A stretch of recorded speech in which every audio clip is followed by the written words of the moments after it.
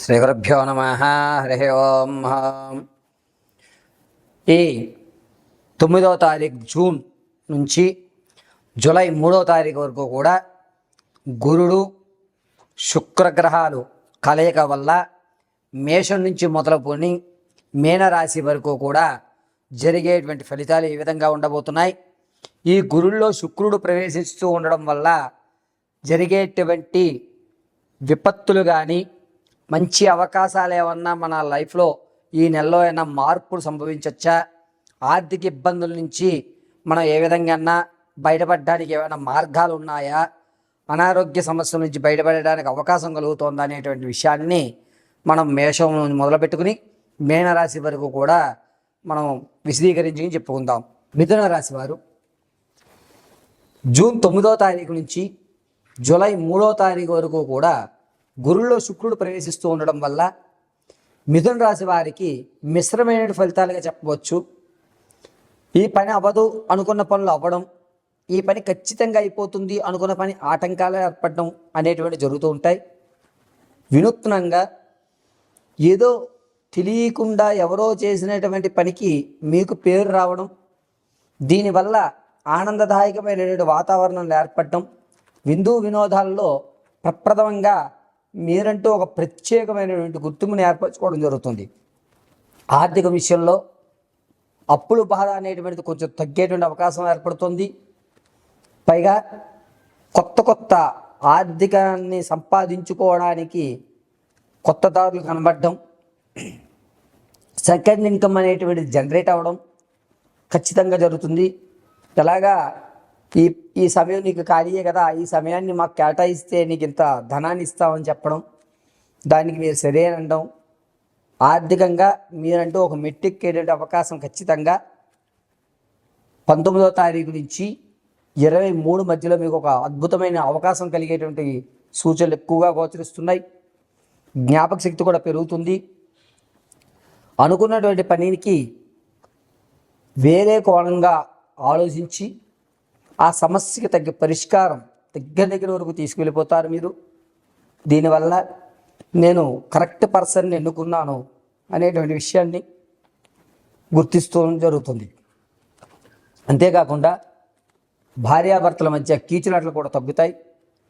అన్యోన్య దంపత్యజీవనానికి ఏ విధమైన ప్రణాళిక వేసుకోవాలి అనేటువంటి ఒక ఆలోచన ద్వారా పెరుగుతుంది. ఈ నెలలో ఖచ్చితంగా స్థిరాస్తిని అయితే కనుక కొనుగోలు చేసే అవకాశం 20వ తారీఖు నుంచి 29 మధ్యలో మిథున రాశి వారు ఖచ్చితంగా స్థిరాస్తిని కొనుగోలు చేయడానికి అడ్వాన్స్ ఇవ్వడం జరుగుతుంది. అంతేకాకుండా ప్రమోషన్లో మీరు అనుకున్నటువంటి ప్రాంతానికి ప్రమోషన్ ఖచ్చితంగా జరుగుతోంది. పైగా శత్రువు మిమ్మల్ని ఓడించలేక మీ శరణు కోరేటువంటి అవకాశం ఏర్పడుతోంది. ఇదంతా కూడా దైవం నన్ను ఇప్పుడు అనుగ్రహించింది, నా టైం వచ్చింది, ఇక నేను ఏ విధంగా నడిపిస్తే ఆ విధంగా నడుస్తారు అందరూ అనేటువంటి ఒక ఓవర్ కాన్ఫిడెన్స్ అనేటువంటిది ఎక్కువ అయ్యేటువంటి అవకాశం లభిస్తుంది. కాబట్టి మిథున రాశి వారు మీ జీవితంలో ఏది జరుగుతున్నా అది కేవలం భగవంతుడి నిర్ణయంగా మాత్రమే పరిగణించండి. ఎక్కువ హెచ్చులకు వెళ్ళొద్దు. నేను అనుకున్నవి అవుతున్నాయి కదా అని చెప్పి మీరే సమస్తము అనేటువంటి భ్రమలో మాత్రం తప్పించుకోండి. ఈ ఒక్క నెల మీకు అద్భుతమైనటువంటి అవకాశాలు గోచరిస్తున్నాయి కాబట్టి ప్రతిదాన్ని భగవంతుడితోటే మిళితం చేయండి. అద్భుతమైన ఫలితాలు రానున్న రోజుల్లో కూడా చూడడం జరుగుతుంది. ఆరోగ్య విషయంలో ఎప్పటి నుంచో చికాకు పెడుతున్నటువంటి ఆరోగ్య సమస్య తగ్గడం, పూర్తి ఆరోగ్యమైనటువంటి విషయాన్ని మీరు పరిగణన చేసుకోవడం జరుగుతుంది.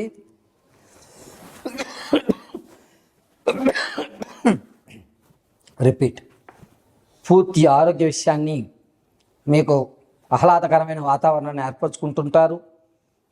అంతేకాకుండా బంధువర్గాల్లోనూ స్నేహితుల్లోనూ మీకంటూ ఒక ప్రత్యేకమైనటువంటి గుర్తింపు కూడా ఈ నెలలో లభించేటువంటి అవకాశం లభిస్తోంది. వ్యాపారం విషయంలో ఖచ్చితంగా ఎవరు వద్దన్నా ఎవరు కాదన్నా సరే మీరు వ్యాపారం పెట్టే తీరుతారు. ఈ నెలలో ఆ వ్యాపారం నడుస్తుందా నడవదా అనేది భగవంతుడి మీద భారం వేసి దిగడం తప్ప ఖచ్చితంగా నడుస్తుంది అనేటువంటి నమ్మకంతో మీరైతే వ్యాపారంలోకి దిగరు. కానీ వ్యాపార ప్రారంభం మాత్రం ఖచ్చితంగా చేస్తారు. ఇది ఒక శుభ పరిణామంగా చెప్పవచ్చు. జూన్ 11వ తారీఖు నుంచి 24వ తారీఖు మధ్యలో ఏదో ఒక వ్యాపారంలో ఖచ్చితంగా మీరు పెట్టుబడులు అయితే పెట్టడం జరుగుతుంది. అయితే మిథున రాశి వారు మీ స్నేహితుల వల్ల కొత్త కొత్త బంధాలు ఏర్పరచుకుని మీ యొక్క ఖ్యాతిని దశ దిశలో వ్యాపించే విధంగా మీ మాట తీరైతేనే, మీ యొక్క ప్రవర్తన అయితేనే రెండు కూడా మారుతాయి. దాంతోపాటుగా మీ వ్యవస్థను అంతటిని కూడా విస్తీర్ణం చేయడానికి ఆలోచన చేస్తూ ఉంటారు. ఇది ఒక శుభ పరిణామంగా చెప్పవచ్చు.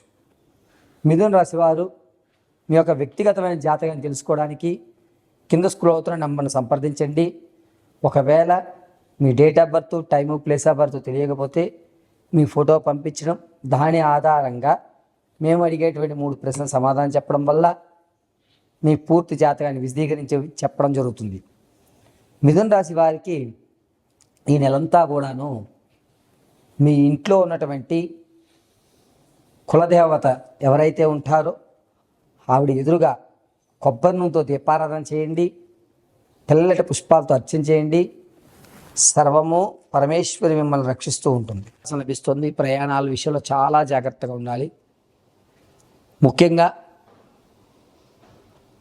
రాత్రి వేళల్లో ప్రయాణం చేసేటప్పుడు ఈ మీనరాశి వారు అత్యంత జాగ్రత్త వహించండి.